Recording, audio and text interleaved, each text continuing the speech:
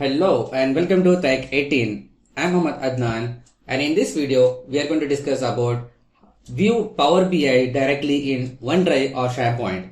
Yes, that is possible now, but there is a checkpoint. Before going into that in detail, if you are new to this channel or if you haven't subscribed yet, just click on the subscribe button and also press the bell icon to get the latest notifications. Now let's get started.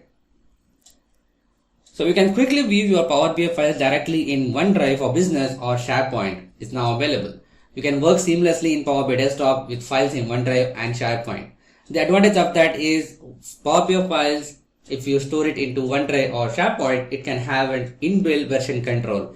So we don't need to worry about the versions. And the license required is Power BI Pro, Power BI Premium per user or e-file license. The ability to view Power BI files directly in OneDrive and SharePoint preview requires Power BI admins to opt in enable the preview.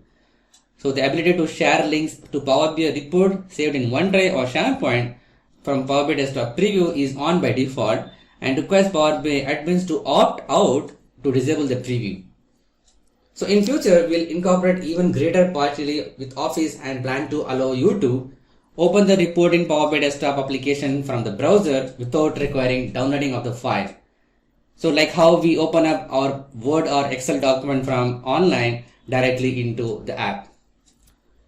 You can also have an autosave edit in Power BI Desktop to the cloud directly. And you can edit the report directly in the browser. So like how we do Excel and Word document. And you can view the Power BI reports connected to the dataset in Power BI service.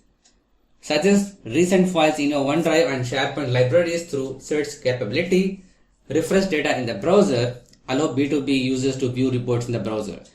There are amazing things which is going to come up in future and like what we are using regularly for our Office applications like Excel, Word or PowerPoint kind of thing. So the same functionality is going to come for Power BI as well. So for that you need at least a Power BI Pro, Premium per user or e-file license to do that. And also your admin need to enable this feature in the tenant setting. So I hope you got this video useful. If you like this video, just click on the big thumbs up button. If you are new to this channel or if you haven't subscribed yet, just click on the subscribe button and also press the bell icon to get the latest notifications. Share it with your friends and colleagues. If you have any queries and feedback, please let me know in the comment section below. Thanks for watching. Keep learning. See you in the next video.